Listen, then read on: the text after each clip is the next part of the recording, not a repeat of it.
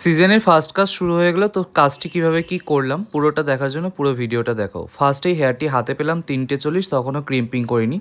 ডান করেছি 4:32, মানে 52 মিনিটসে আমি পুরো হেয়ারটা ডান করেছি। এর মধ্যে আরও অনেক কিছু ঘটেছে, তো দেখো।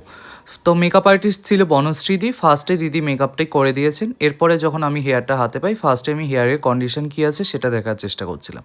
তো হেয়ারের কন্ডিশন দেখলাম ফ্রন্টে হেয়ার খুবই কম আর ব্যাকে ভালো হেয়ার রয়েছে। তো আমি ফার্স্টে কী করলাম, একদম ট্রান্সপারেন্ট লেয়ার, মানে একদম সরু সরু করে লেয়ার নিয়ে সেটাকে সুন্দর করে ক্রিম্পার দিয়ে ক্রিম্পিং করে নিলাম। আমি ক্রিম্পার ইউজ করছি স্টাইলিক্সের। তো অনেকেই অনেক জোরে প্রেশার করে থাকো, যার কারণে কিন্তু হেয়ার রাফ হয়ে যায়। মাথায় রাখতে হবে হেয়ার যেন ক্রিম্পিংয়ের সময় রাফ না হয়ে যায়। তো আর পাতলা করে লেয়ার নেওয়ার কারণে ভালোভাবে ক্রিম্পিং হয়। তো ফার্স্টে ক্রিম্পিং সুন্দর করে পুরো হেয়ারটাকে ক্রিম্পিং করে নিলাম। যতটুকু হেয়ার আমাদের দরকার ততটুকু হেয়ারেই আমি ক্রিম্পিং করেছি। এবার সুন্দর করে চিরুনি করে নিয়েছি। তো এক্সারসাইজগুলো ব্রাইট কিনে, মানে যে হেয়ার করবে সে কিনে রেখেছিল।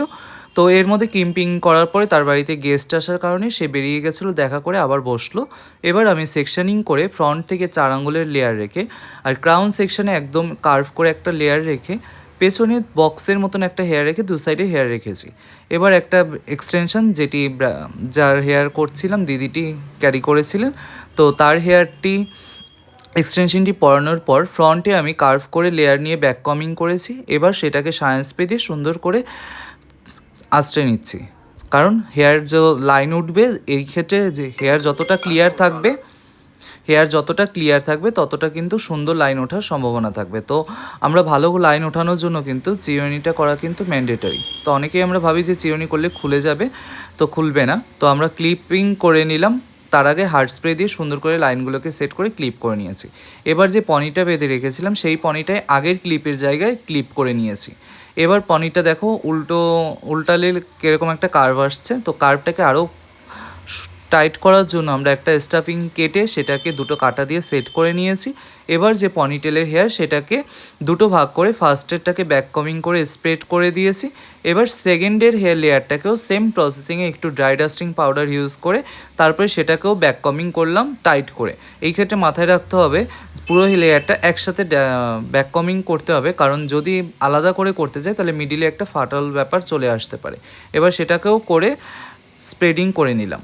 তো স্প্রেডিং করে নেওয়ার পর এবার শাইন স্প্রে দিয়ে চিরুনি করে ক্লিয়ার করার পর টাফটের হার্ড স্প্রে দিয়ে ভালো করে হার্ড করার সময় স্প্রে করলাম আর হাতের প্রেসারে করলাম, যাতে যত বেবি হেয়ার আছে সব বসে। সুন্দর কালারটা দুবাই থেকে করে এসেছে বলেই সুন্দর লাগছে।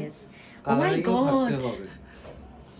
এটা দুবাই গিয়ে তুমি হেয়ারটা করেছো কালারিং? Wow, god! দেখি দেখি দেখি। Happy birthday to you, happy birthday to you. তাহলে কি বুঝলে? এই বেবিটি হলো এই দিদির বেবির 5 বছরের জন্মদিন ছিল। তো সেই উপলক্ষেই দিদিটি রেডি হচ্ছিল। তো আমি তখনও কাজ করছিলাম, তখনও ওরা এসে কথা বলছিল, তো আমি কথা বললাম। এবার দেখো ব্ল্যাক ফাইবার দিয়ে সুন্দর করে হার্ড করে নিলাম। তখনও আমি কাজ চলছিল, দিদি তার মেয়েকে খাওয়াচ্ছিল। তো সেই কারণে আমরা কিছুটা টাইম। সুন্দর দেখতে কে বলেছে তোমাকে? মাম্মাম বলেছে। কি বলেছে? এটা কিন্তু দারুণ বললো। বলছে আমার এইসব জাদুর পরিফরি দরকার নেই, আমি তো এমনিই দেখতে সুন্দর, তাই না? তুমি আজকে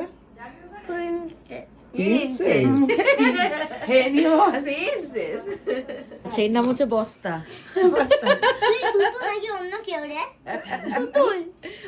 তুতুল। কি রে, তুই এইসব করে বেড়াচ্ছিস? হ্যাঁ, কি বদমাস! এই জেনারেশনের বাচ্চারা কত এক্সপার্ট। গার্লফ্রেন্ডের সঙ্গে নাকি প্রেম করে আবার বয়ফ্রেন্ড বানিয়ে দিল। এত কিছু হওয়ার পর তারপরে আমি সব কিছু শুনে গল্প করে তারপরে আবার হেয়ারটি কার্লস করে পুরোটাকে সেট করে নিয়েছি। তো সেই ক্ষেত্রেও আমার টাইম কিন্তু যতটা আমার দরকার আমি ততটাই করি। অনেকেরই ধারণা থাকে যে কি করে এত কম টাইমের মধ্যে হেয়ার করা সম্ভব। আমি ক্লাসে যেই হেয়ার দেখাই অনেকেই আমাকে জিজ্ঞাসা করে। তো আমি তারপরে একটা স্টোনের যে ক্রাউন সেকশনে একটা পরার জন্য এক্সারসাইজ কিনেছিল সেটাকে সেট করে দিলাম। তো এটা করেও পুরোটা টাইম কমপ্লিট করার পর কিন্তু 52 মিনিটসে কিন্তু আমি হেয়ার ডান করেছি। তো তোমরা দেখো টাইমিংটা, পুরো টাইমিংয়ের ভিডিও রয়েছে। এবার দিদি রেডি হওয়ার জন্য ড্রেস পরতে গেল, এসে এই জুয়েলারিটা দিয়েছে। দিদির এই বার্থডে পার্টির জন্যই জুয়েলারিগুলো বানিয়েছে, তো সেই জুয়েলারিগুলো পরে নিল।